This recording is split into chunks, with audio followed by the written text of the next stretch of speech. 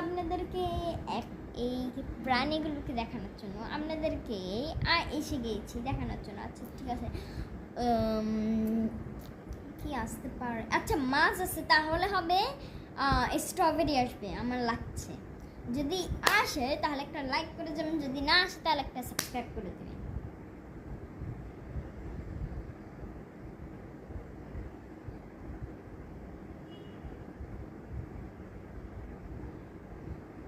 যদি এটা আসে একটা লাইক করে দেবেন, যদি না আসে তাহলে একটা